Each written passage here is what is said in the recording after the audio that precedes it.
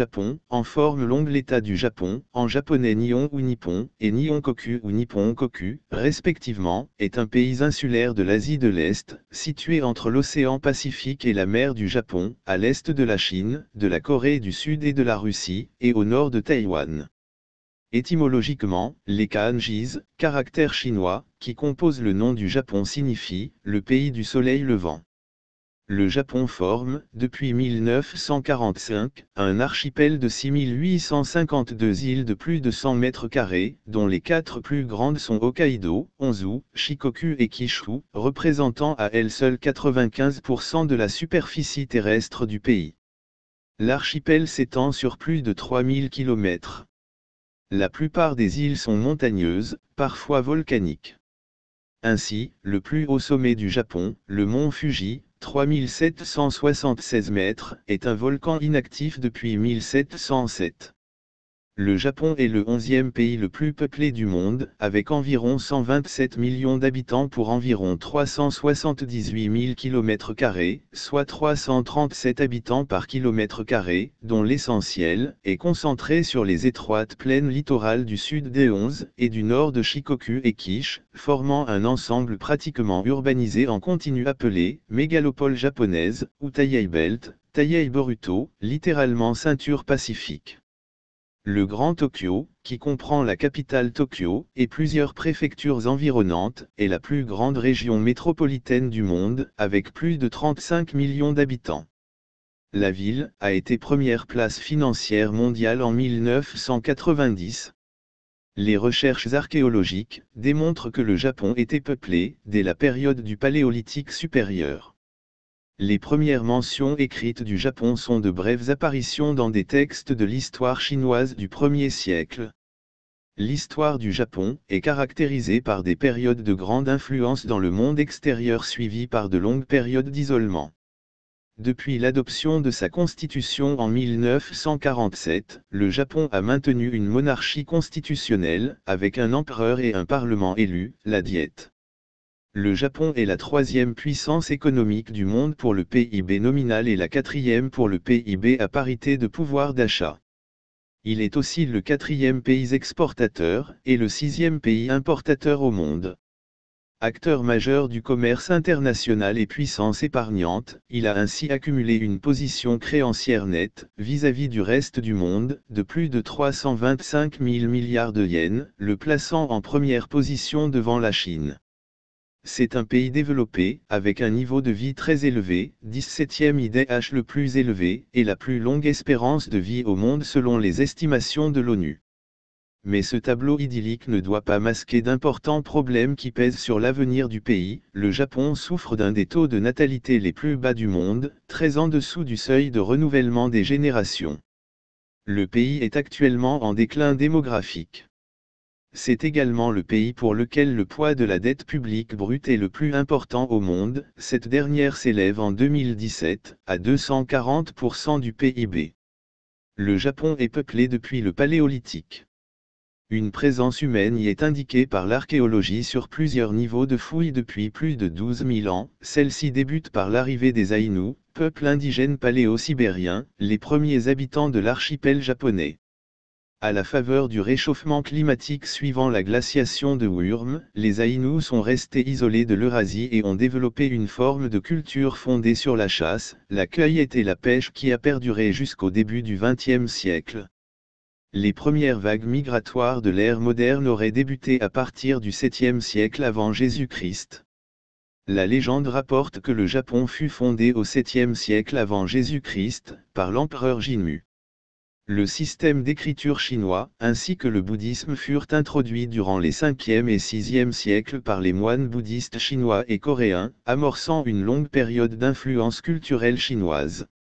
Les empereurs étaient les dirigeants symboliques, alors que le véritable pouvoir était le plus souvent tenu par les puissants nobles de la cour, des régents du clan Fujiwara, du 8e siècle, au milieu du 11e siècle, aux shoguns, général en chef des armées, à partir de 1192. L'apogée de l'autorité impériale se situe au début de l'époque de Nara, première partie du 8e siècle et à la fin de celle de Heian par le biais du système des empereurs retirés, d'environ 1053 jusqu'à 1085 à 1092. Moyen Âge et époque d'Edo.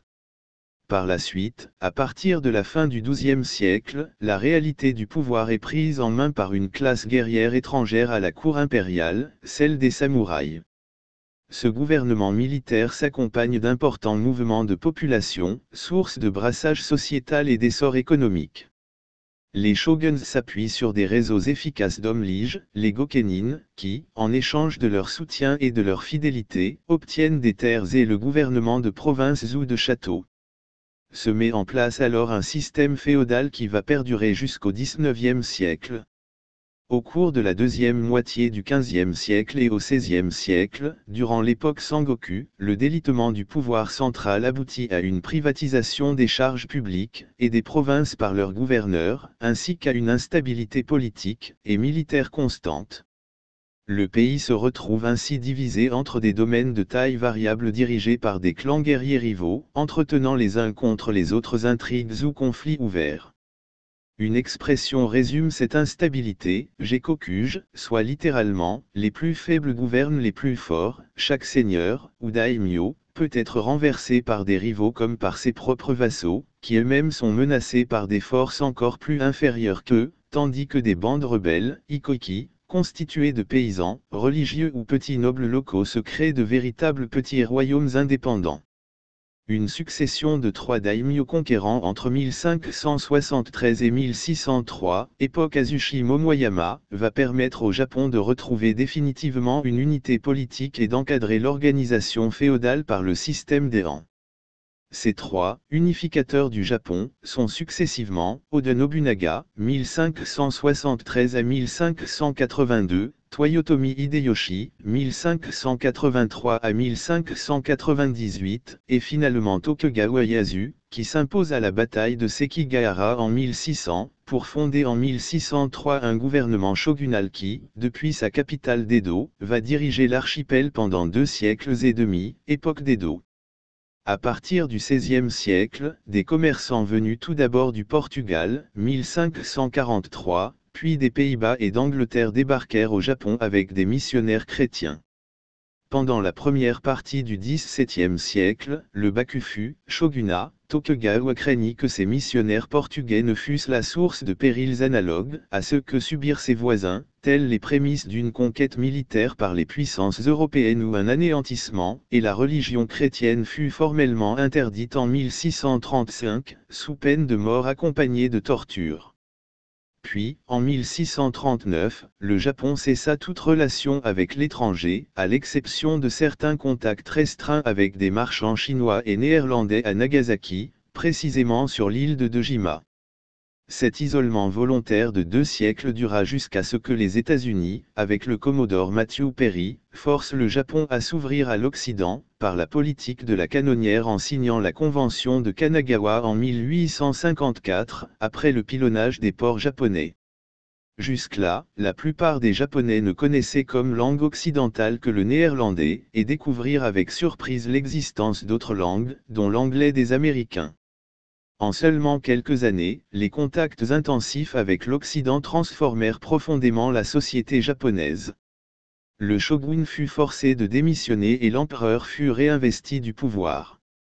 La restauration Meiji de 1868 mit en œuvre de nombreuses réformes. Le système de type féodal et l'ordre des samouraïs furent officiellement abolis, de nombreuses institutions occidentales furent adoptées, les préfectures furent mises en place, et le pays s'industrialise rapidement. De nouveaux systèmes juridiques et de gouvernement ainsi que d'importantes réformes économiques, sociales et militaires transformèrent l'Empire du Japon en une puissance régionale. Ces mutations donnèrent naissance à une forte ambition qui se transforma en guerre contre la Chine, 1895, et contre la Russie, 1905, dans laquelle le Japon gagna la Corée, Taïwan et d'autres territoires. Expansion de l'Empire du Japon de 1870 à 1942.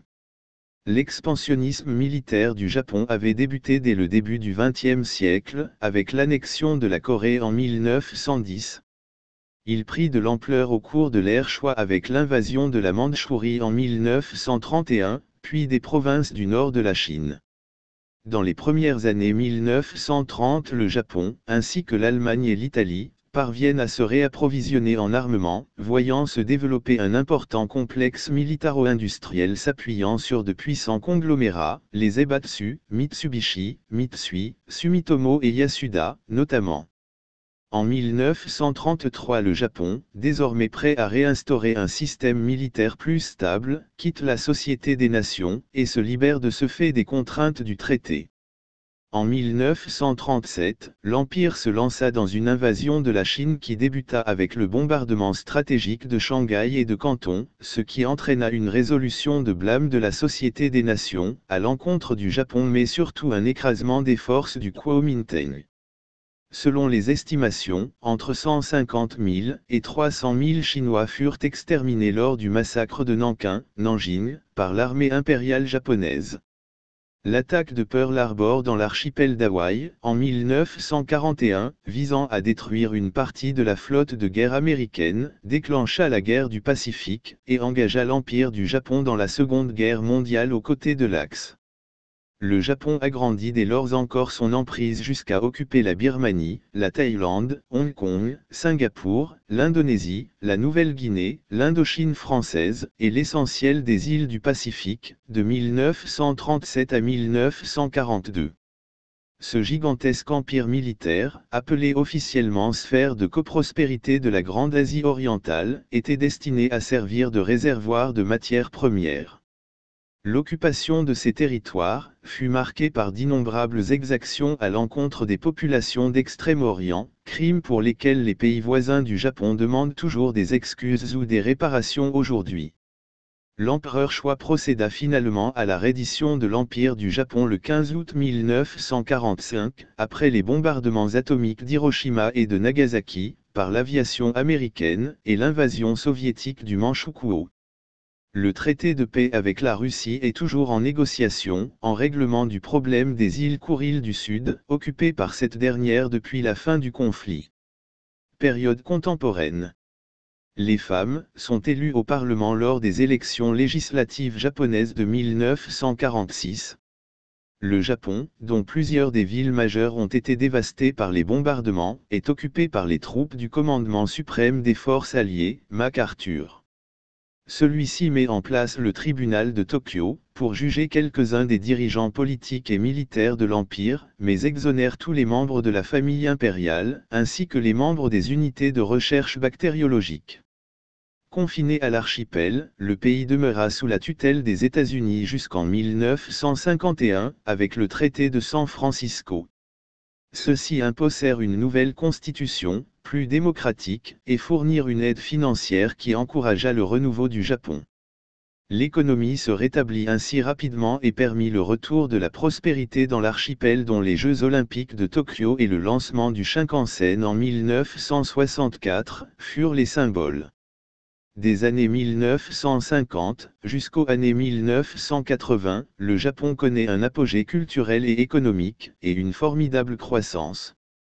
Toutefois, ce « miracle économique » prend fin au début des années 1990, date à laquelle la bulle spéculative immobilière japonaise éclate, marquant le début de la décennie perdue. Ces années sont aussi marquées par une certaine instabilité politique, avec la première chute d'un gouvernement par une motion de censure en 1993, et plusieurs catastrophes d'origines humaines, attentats au gaz sarin, dans le métro de Tokyo en 1995, ou naturels, tremblement de terre de Kobe, également en 1995.